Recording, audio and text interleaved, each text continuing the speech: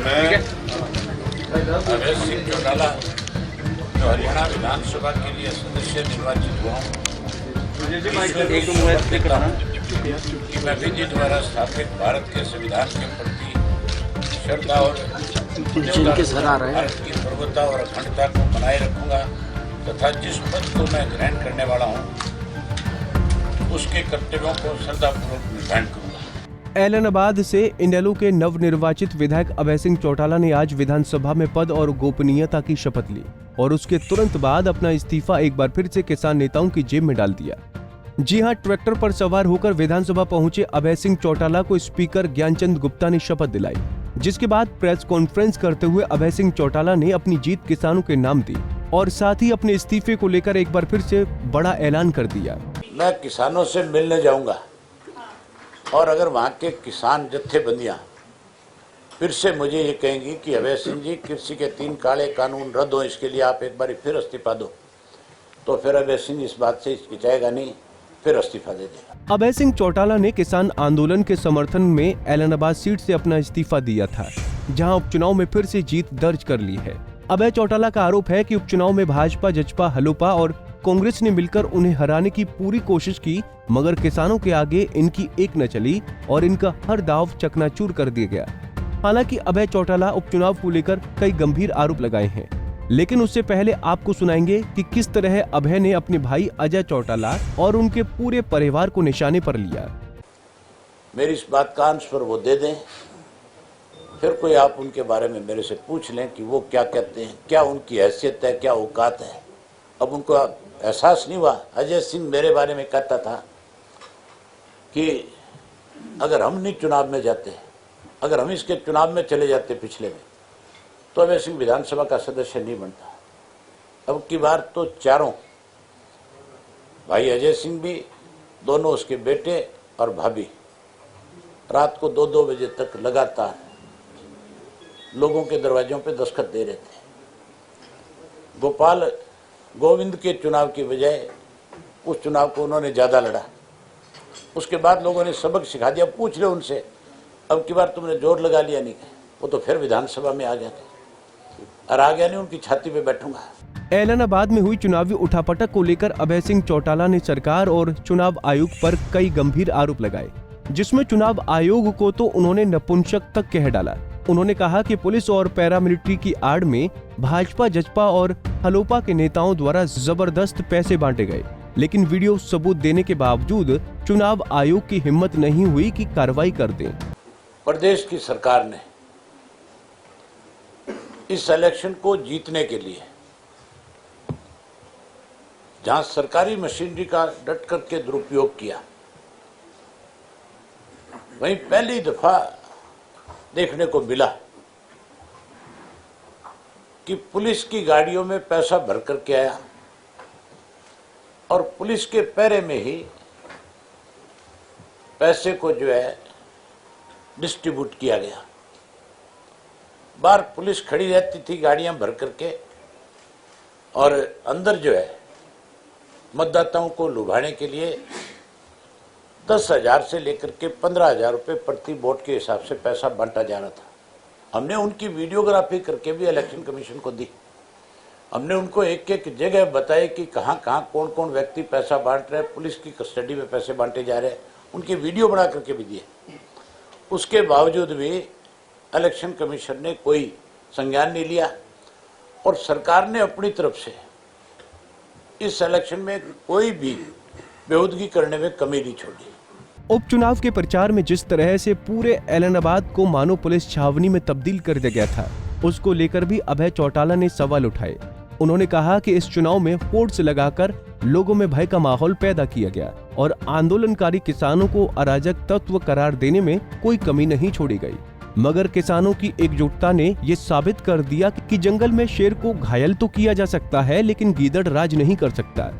मैंने उस दिन कहा था कि जंगल में शेर जो है उसको इंजर्ड किया जा सकता है, उसको घायल किया जा सकता है, लेकिन गिद्दड़ राज नहीं कर सकते। आज भी वही बात कह रहा हूं कि मुझे इन्होंने मारने के लिए हर तरह के अच्छे हथकंडे अपनाए, पैसे बांटे, सरकारी दबाव दिया, पुलिस प्रशासन का रौब दिखाया, वहीं पैरामिलिट्री फोर्सेस लगा करके लोगों को कहीं दबाने की कोशिश करी गई। कांग्रेस ने बीजेपी का साथ दिया और जो नए हथकंडे अपनाने चाहिए थे वो सारे अपनाए। उसके बावजूद लोगों ने मुझे 9,000 ज्यादा वोट दिए और मैं चुनाव जीत करके आया। अभय चौटाला ने इस मौके पर किसानों से जुड़े और भी कई मुद्दे उठाए। उन्होंने किलोई में हुए बंधक कांड और भाजपा सांसद अरविंद शर्मा के बयान और रामचंद्र जांगड़ा को लेकर हो रहे बवाल पर भी अपनी प्रतिक्रिया दी। अभय चौटाला ने कहा कि सरकार ने भाईचारा बिगाड़ने के लिए प्रदेश के 4 कोनों में 4 लोगों की ड्यूटी लगा दी है और वो लोग अब माहौल बिगाड़ने में जुटे हैं ताकि हिंसा फैले और भाजपा की फूट डालो राज करो वाली नीति कामयाब हो। तो जिस ढंग से पिछले 3 दिन से लगातार हरियाणा प्रदेश के माहौल को खराब करने का सरकार की तरफ से एक प्रयास हो रहा है, कहीं इनके मेंबर पार्लियामेंट जो है वो जाकर के इस तरह की भाषा बोलते हैं और प्रेस के रूबरू खड़े होकर के कहते हैं कि कोई अगर हमारे पूर्व मंत्री की तरफ हाथ करेगा तो हम उसका हाथ काट लेंगे, कोई उसकी तरफ आंख उठाएगा तो हम उसकी आंख निकाल लेंगे। मेंबर पार्लियामेंट इस किस्म की भाषा बोल करके कहीं ना कहीं लोगों को उकसाने की कोशिश करता है। इसी तरह एक इनका राज्यसभा का मेंबर रामचंद्र जो जात पात को बढ़ावा दे करके कहीं इस विवाद को बढ़ाना चाहता है, जो जिस ढंग से उसने भी वहाँ जाकर के जो किसान विरोध कर रहे थे शांति प्रिय तरीके से उसके ऊपर लाठीचार्ज करवाया। एक किसान आज भी जिंदगी और मौत के बीच में जूझ रहा है। ऐसे व्यक्तियों के खिलाफ सख्त कार्रवाई होनी चाहिए और जो लोग इस तरह का जहर घोल रहे हैं उनके खिलाफ मुकदमे दर्ज होने चाहिए। जहां उनके खिलाफ मुकदमे दर्ज होने चाहिए वहीं मुख्यमंत्री को इस बात की जिम्मेवारी लेनी चाहिए कि मुख्यमंत्री की कमजोरी है, उसकी वजह से प्रदेश में इस किस्म के हालात आज लगातार होते जा रहे हैं। पहले इसी मुख्यमंत्री ने 5 वर्ष प्रदेश का मुख्यमंत्री रहते हुए राजकुमार सैनी की पीठ पे हाथ रख करके इस हरियाणा प्रदेश को आग में झोंकने का काम किया था। उस व्यक्ति की वजह से जाट आरक्षण आंदोलन के दौरान 32 लोग बिना वजह के मौत के घाट उतार दिए गए थे।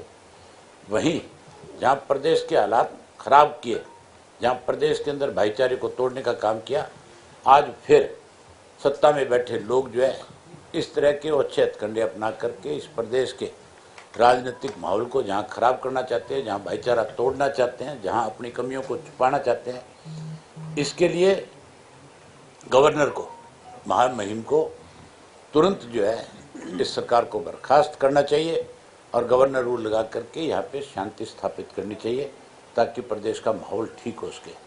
उपचुनाव के नतीजों को लेकर एक तरफ अभय सिंह चौटाला अपनी बड़ी जीत का दावा कर रहे हैं तो वहीं भाजपा, जजपा और हलोपा अपने वोट बैंक की दुहाई देकर हार को भी जीत करार दे रही है।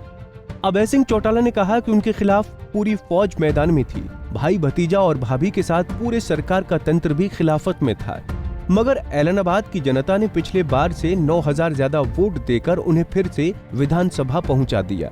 मेरी कॉन्स्टिट्यूंसी जो है वो टोटल खेती करने वाले लोगों पे निर्भर करती है और मैंने आपको पहले ही बताया कि मेरी जीत नहीं, किसानों की जीत है। किसानों को हराने के लिए कांग्रेस, बीजेपी, जेजेपी, अलोपा सब इकट्ठे हो गए थे और सारे तरह के हथकंडे इन्होंने अपनाए, उसके बावजूद किसान जीता है। जो बात टिकैत साहब ने कही, आप किसी के घर में अपनी अटैची रख दोगे, कोई खोल के देख लेगा तो यूँ समझ लो फिर तो आपका विश्वास खत्म हो गया ना है। ईमानदारी तो यही कहती है कि उसकी संभाल के रखो और उसको वापस दे दे। इस्तीफा देने के बाद अब दोबारा जीतकर विधानसभा पहुंचे अभय सिंह चौटाला स्पीकर से विधानसभा सत्र बुलाने की मांग भी कर डाली। उन्होंने कहा कि जब भी विधानसभा का सत्र आएगा उनका पहला मुद्दा किसानी का होगा और उसमें भाजपा, जजपा और कांग्रेस सबकी पोल पट्टी खोली जाएगी। स्पीकर को क्या विधानसभा का सत्र बुलाए, फिर देखो क्या मुद्दे उठाता हूँ। मेरा सबसे पहला मुद्दा किसानी का होगा। इन कृषि के 3 काले कानूनों को लेकर के जिस तरह से कांग्रेस के लोगों ने भाजपा के साथ मिलकर के कहीं इस आंदोलन को कमजोर करने की कोशिश की, उस आंदोलन को फिर से ताकत मिले, किसान को फिर मजबूती मिले। मेरा सबसे पहला मुद्दा इन 3 काले कानूनों के खिलाफ सरकार की घेराबंदी करना है। फिलहाल अभय सिंह चौटाला एक बार फिर से विधानसभा पहुंच चुके हैं और शपथ लेते ही सरकार के खिलाफ उन्होंने अपने मंसूबे भी जाहिर कर दिए हैं। आने वाले विधानसभा सत्र में अभय चौटाला का पहले मुद्दा किसानी होगा। ऐसे में अब देखना होगा कि विधानसभा में अभय चौटाला किसानों की आवाज कितना बुलंद करते हैं और सरकार पर कितना दबाव बना पाते हैं। चंडीगढ़ से चंद्रशेखर धरनी, पंजाब केसरी टीवी। हमसे जुड़े रहने के लिए हमारे YouTube चैनल को सब्सक्राइब करें और नई वीडियो की नोटिफिकेशन के लिए बेल आइकॉन को दबाएं। अगर आप ये वीडियो Facebook पर देख रहे हैं तो लाइक जरूर करें और ज्यादा से ज्यादा शेयर करें। धन्यवाद।